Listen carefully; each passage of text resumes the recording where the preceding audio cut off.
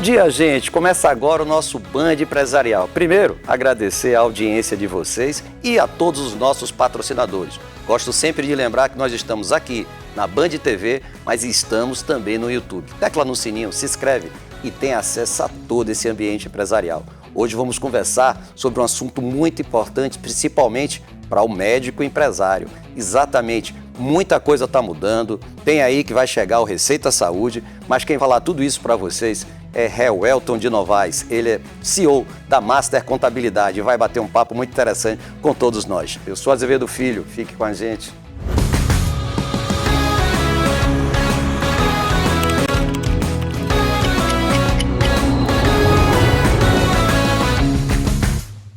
Bom dia, bem-vindo ao nosso Band Empresarial, Welton. Bom dia, Azevedo. Bom dia aos nossos telespectadores. É um prazer estar aqui. Queria agradecer você. E estamos aqui para esse bate-papo. Acredito que vamos, nessa manhã, trazer muita informação relevante, principalmente para a classe médica, né? Aos empresários que estão nos ouvindo, porque é algo que na faculdade eu costumo dizer que eles não aprendem o que nós vamos dizer aqui, que é do dia a dia e que é aquela parte empresarial que no final faz toda a diferença. Verdade. E você estava falando comigo, e é super importante, do mercado imobiliário durante muitos anos, e vejo hoje, já faz inclusive uns 5 anos para cá, muito médico investindo no mercado imobiliário. E aí o tempo que ele dedica à sua profissão de operar, de cirurgia, de atender os pacientes, já falta um tempo para entender o seguinte: estou investindo certo, né? Estou fazendo a coisa correta. Como é que tem funcionado isso, você que se especializou tanto na Master em relação a essa categoria? Então, Azevedo, a área médica em si, né, 69% dos médicos são endividados. Quem diz isso é a revista Veja. Então, caramba. Pouquíssimos médicos fazem, né, esse investimento. Então, o médico em si ele não tem um controle financeiro muito bom. Em sua maioria, óbvio que nós temos grandes empresários, né, que muitas das vezes por trás dele tem aí uma organização, uma boa contabilidade, um bom jurídico, uma boa assistência administrativa e consegue organizar isso para que sobre mais recursos para que ele faça investimentos. E é justamente sobre isso que nós queremos falar aqui. Então, quando o médico ele economiza em tributação e tem educação financeira, sobra dinheiro para ele fazer os investimentos. E eu vejo muito a contabilidade saindo disso, ou seja, raramente eu vi contabilidades nichadas, como você resolveu em cima dos médicos. E aí coloco, quais são os erros mais comuns que eles cometem? Me conta um pouquinho sobre isso, Welton. Pronto, um dos erros mais comuns que os médicos cometem, eles estão na hora da declaração de imposto de renda pessoa física. Então esse é um detalhe muito importante. Então, por exemplo, o ano que vem, abril, maio, quando a Receita lança ali o programa e as novidades do programa, o médico começa a se preocupar com a sua declaração, né? E isso vem um pouco da desorganização empresarial. Então, como você estava falando no início, deu spoiler, nós temos esse ano o Receita Saúde, que é um aplicativo lançado pela própria Receita Federal, em que os recibos do médico autônomo, aquele pessoa física que atende e dava recibo em papel, assinava. Verdade. Então, deixou de existir. Então, desde janeiro, né, de forma obrigatória, o programa Receita Saúde, ele está no ar. Então, tem que entrar, se cadastrar, e aí, se eu for atendido por um médico, ele entra no aplicativo, emite um recibo. Esse recibo já vai para a base de dados da Receita Federal. Então, eu, como paciente, quando também for fazer a minha declaração, já vai estar na base de dados da Receita. Então, aquele famoso, né, jeitinho, um recibo, não declarar, isso vai deixar de existir porque a Receita já tem essas informações. Isso já é para 2026, né? Já para 2026. Então, a declaração de abril de 26, que se refere aos fatos geradores ocorridos em 25, só vai ser aceito recibos de forma eletrônica. Então, o recibo manual não terá nenhuma validade jurídica e aí é onde você falou dos principais problemas. Porque quais são os problemas? A declaração tanto do médico como de algum paciente pode cair em malha se a Receita identificar que foi declarada alguma coisa ali e que não esteja num recibo eletrônico. Não foi emitido eletronicamente, mas o médico deu um recibo manual ao paciente. O paciente vai declarar no seu imposto de renda, mas a Receita Federal não vai aceitar e aí vai ter um problema na malha fina. E aí vem um outro papel da contabilidade moderna que eu vejo. Eu vejo você falando e com muito amor, pelo que você faz, Reuel. E o que eu vejo também é servindo como conselheiro. Não é mais só aquele recebidor das documentações. Então você busca, através dessa assessoria, que de alguma forma ele também tenha mais resultado. Como você diz aí, que eu não sabia, quer dizer que 60% dos médicos, eles não conseguem fazer investimento. Exatamente. 69% estão endividados. Endividados, que é mais ainda. Endividados, né? mais ainda. Então o médico ele não tem uma cultura de poupar recursos, tá? Então são várias coisas. O médico, quando ele sai da faculdade, ele já sai com uma dívida enorme, né? Para alguém, ou para o governo, o FIES, ou para os seus pais, diga-se de passagem. É verdade. Alguém bancou essa formatura. Então ele vai ter aí um compromisso de ressarcir. E aí os custos da medicina também é alto, além do padrão de vida elevado, que alguns médicos, né, não têm a consciência e querem entrar no meio de um padrão elevado e acabam se endividando. Até a própria exigibilidade do próprio cliente, da própria exigibilidade dos aparelhos, as coisas não são baratas, né? Exatamente. Você vai para uma área de ultrassonografia, quanto é que custa uma máquina daquela de ultrassom, etc. Investimentos pesados. Perfeitamente. Né? Além de cursos preparatórios, pós-graduação, toda a carreira médica ela tem um custo muito alto. Então, se o médico não se organizar, ele de fato tem dificuldade e entra nesse índice de endividamento. E aí que entra a contabilidade, né? A contabilidade ela está para auxiliar o médico. Então, um bom contador, assim que o médico se forma, ele vai entender a particularidade do médico, a tributação. Nós temos a tributação pessoa física e pessoa jurídica. Então, para você ter uma ideia, um médico hoje, quando ele se forma, ele tem a opção nos hospitais, prefeituras, UBS, de se credenciar, fazer um credenciamento. Se ele fizer um credenciamento como pessoa física e receber R$10.000 por mês, como pessoa física, ele vai pagar imposto de renda, INSS, ISS, e ele vai deixar na mesa para o governo quase R$25.000 por ano. Então veja que conta. Você fatura 10 mil por mês, mas a diferença de tributação de pessoa física para pessoa jurídica, você perde R$25.000 no ano. Ou seja, aquela viagem internacional que o médico quer já fazer foi com a família, ele deixou. Então a recomendação entre pessoa declarar na pessoa física ou na pessoa jurídica, a recomendação vem de você, né? Exatamente. A recomendação é, normalmente, a pessoa jurídica ela faz muita diferença. Você tem uma tributação menor, você consegue recolher o seu INSS via Prolabore e você ainda tem a parte da distribuição de lucros, que é lançada na sua declaração de imposto de renda pessoa física e é isento de tributação. Então a parte empresarial para o médico, principalmente aquele que está iniciando, ela faz uma total diferença, é uma economia muito grande em relação pessoa física para a pessoa jurídica. E na pessoa jurídica, já que é a recomendação, qual é a melhor forma de tributação? Lucro presumido, lucro real? Consegue enquadrar no simples? Como é que está sendo isso? Ou é uma consultoria que você faz a partir do trabalho daquele profissional? Pronto. O profissional médico, às vezes, quando ele chega na mesa do contador, você tem que entender a particularidade. Perfeito. E eu costumo dizer que nem só o momento que ele está, onde esse médico quer chegar. Porque você precisa ir projetando essa empresa para ela pagar uma menor tributação. Então hoje nós temos 3 tipos de tributação. Simples nacional, na pessoa jurídica, né? O lucro real e o lucro presumido. O lucro real para o médico, praticamente a gente descarta. Por quê? Porque a Receita ela recebe com base no lucro líquido. E o médico não tem despesa porque ele próprio é quem presta serviço. Então vai ter lá uma receita de 30 mil, ele não vai ter uma despesa de 29 mil. Despesinha mínima ali. E aí o lucro real não vai compensar, que ele vai pagar muito imposto. Vamos para a via do Simples Nacional e do lucro presumido. E aí você tem que analisar 3 fatores. Previsão de faturamento dessa empresa, tá? Quantidade de funcionários que essa empresa vai ter e as atividades que essa empresa vai exercer. São 3 fatores determinantes para você dizer em qual regime tributário essa empresa vai ficar. Mas aí eu venho com uma pergunta.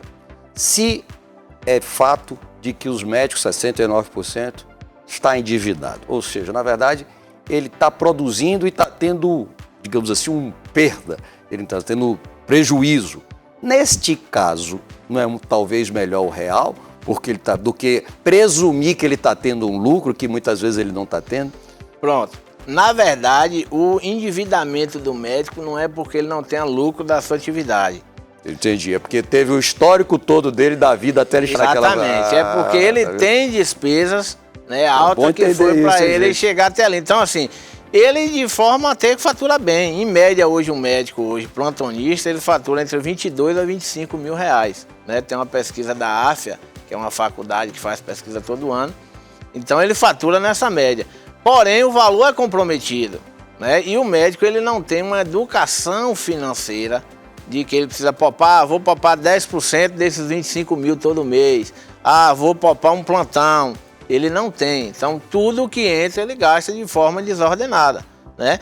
E essa falta de orientação na parte tributária, ele deixa dinheiro na mesa. Veja, tem uma pesquisa da Ford, para você ter ideia, 5 bilhões e meio de impostos são pagos desnecessários no Brasil. 5 bilhões. A gente batalhando pelas nossas empresas. Exatamente. E você sabe que o brasileiro ele trabalha 149 dias do ano para pagar imposto. Exatamente. Pronto. Mas 5 bilhões e meio é deixado na mesa do governo desnecessária. Porque a maioria não conhece a legislação brasileira, temos uma legislação complexa, né, e cheia de entrelinhas, e a falta de planejamento tributário. Então não se procura um profissional que seja capacitado daquela área para entender o segmento do médico.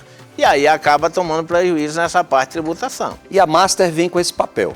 E além disso, eu vejo como sendo um forte seu, você não trabalha só em Maracás, onde você está hoje sediado, mas você trabalha prestando serviço para todo o Brasil, que é extremamente importante. E queria que você respondesse também o que vem a ser, de agora em diante, o trabalho que vocês vão ter para ter que trabalhar em regime híbrido, ou seja, chegando aí a nova reforma tributária e você vai ter que se manter durante quase 10 anos trabalhando também com a antiga. Então, duplo trabalho, mais uma razão para você, médico, procurar ter uma contabilidade, ter uma assessoria para poder fazer o seu serviço.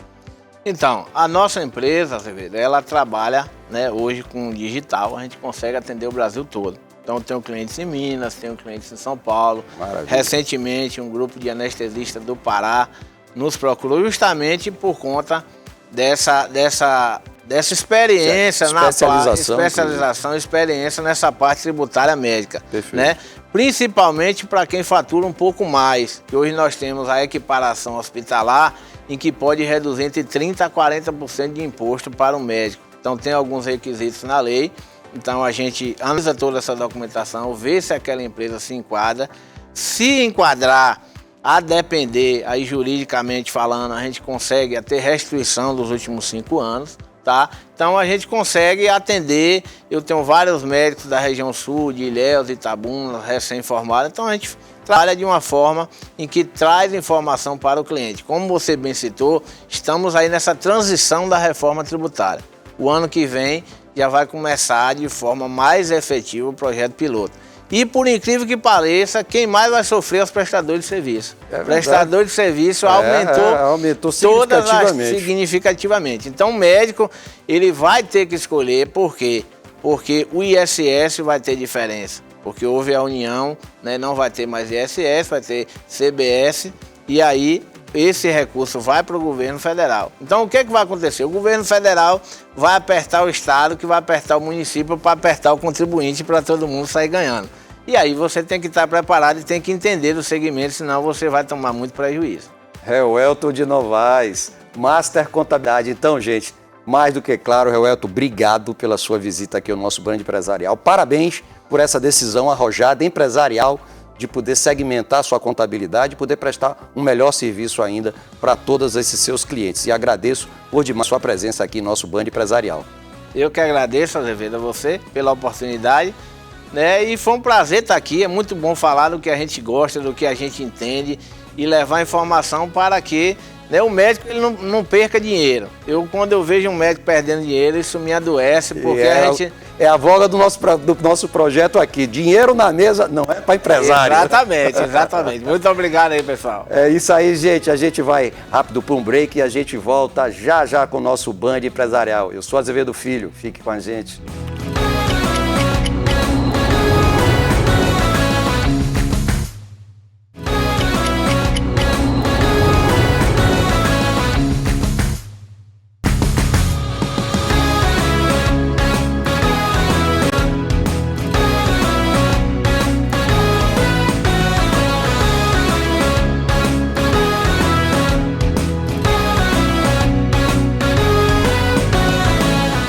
de volta aqui com o nosso Band Empresarial, hoje falando de um mundo wellness, ou seja, moda fitness, saúde, muita coisa muito bacana que está sendo trazida por Marcos Vilas Boas, que é o sócio da marca baiana da AlphaCo. E a gente vai conversar aqui, Marcos, a gente estava falando sobre essa questão do público.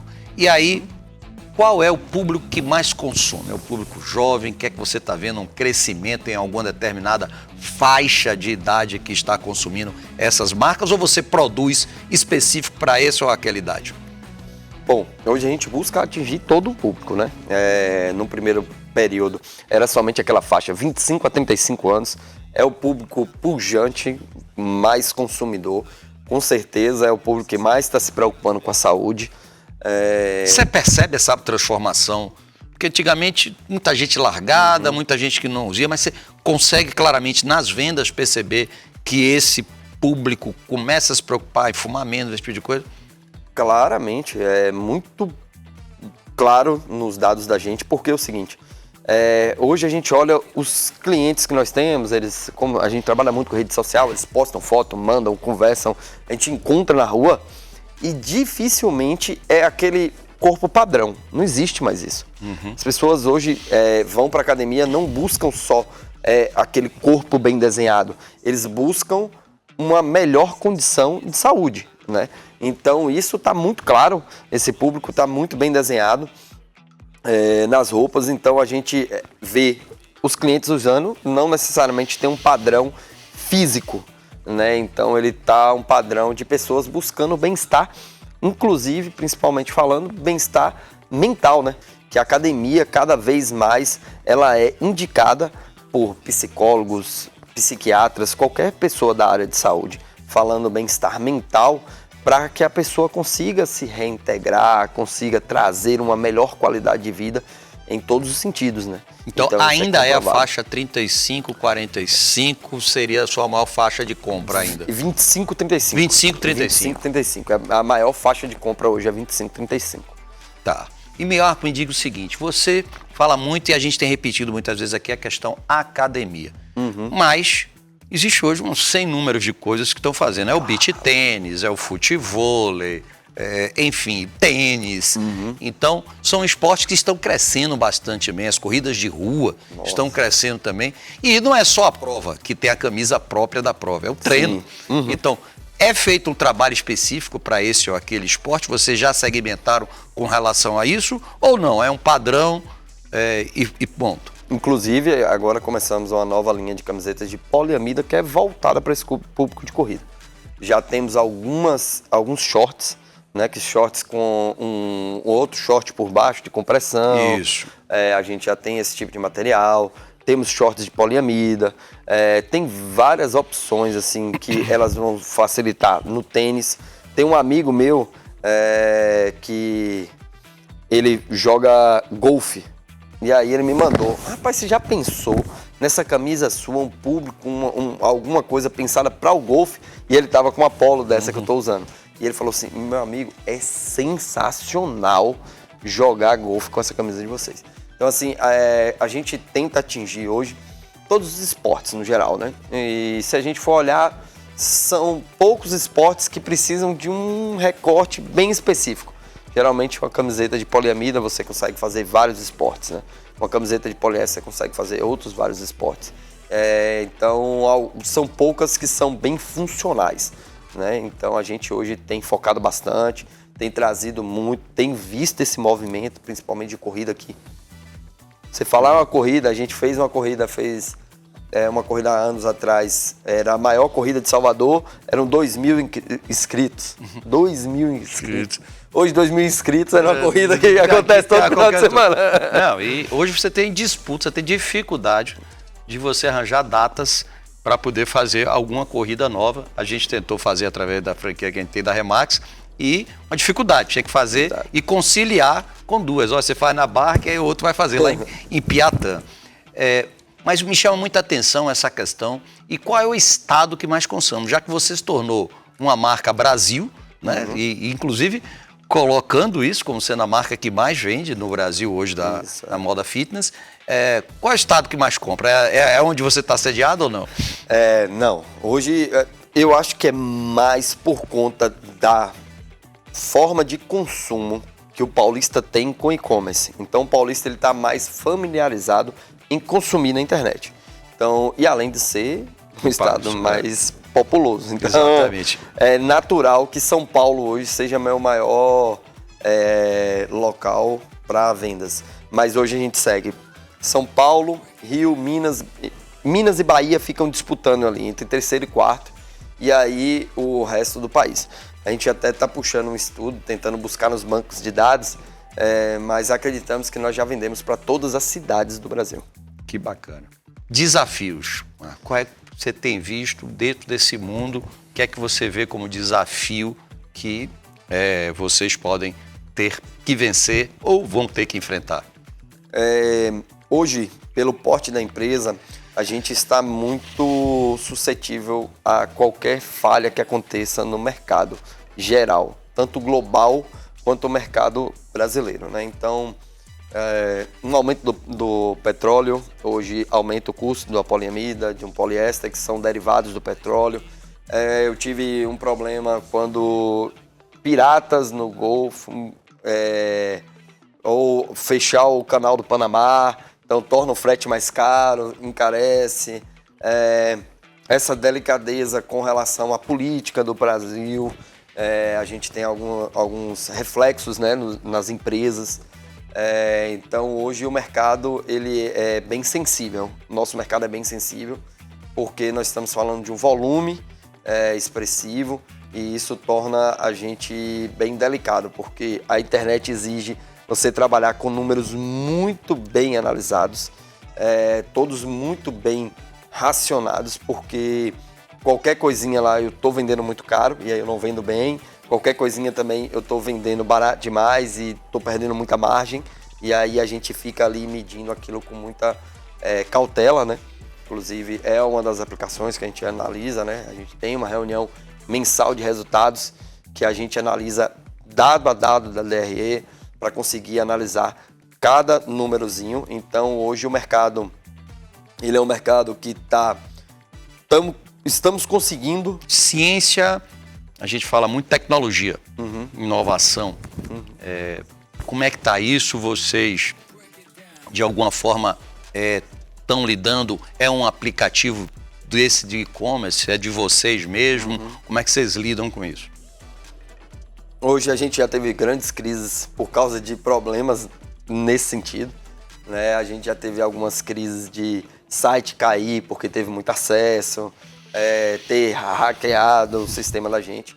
Hoje a gente está na maior plataforma do mundo, que chama Shopify. Ela é a maior plataforma de e-commerce do mundo. E a gente hoje tem uma aplicabilidade dentro do nosso escritório. A gente tirou, por exemplo, lá da parte industrial, onde é nas grandes rurais, para quem conhece aqui em Salvador, a região ali de vários galpões, a gente tirou dali a parte de escritório para administrativo, marketing e TI, e aí a gente conseguiu trazer um escritório mais para o centro, trazendo a qualificação melhor. Hoje a gente está montando um braço de TI, a gente está construindo com alguns programadores dentro da empresa alguns dashboards que a gente precisa, está mudando alguns sistemas para a gente já não depender tanto de sistemas externos. É uma necessidade para quem está no e-commerce, mas para quem está começando, não vejo essa necessidade tão importante, porque você consegue ter vários aplicativos, várias coisas já prontas no mercado que lhe suprem, enquanto você foca no principal, que é vender, né? Perfeito. E aí vamos falar venda, marketing. Então eu vejo, já que você faz e-commerce, qual é o canal que está se fazendo? No mundo como um todo, principalmente aqui no Brasil, muito fortemente também, está muito claro a influência dos influenciadores trabalhando muito forte. Isso você citou alguns. Hoje é o foco, é o que a Alfa aposta. O principal ponto da gente hoje está nas produções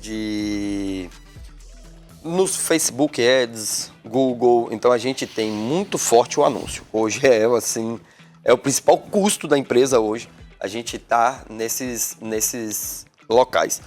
Porém, chegou um momento que a gente era muito conhecido, Só que no Brasil se gera uma dúvida muito grande por conta de golpes. Então, você tinha uma marca muito grande, com uma oferta muito agressiva e poucas autoridades falando assim, ó, eu conheço, eu compro e eu consigo validar esse negócio.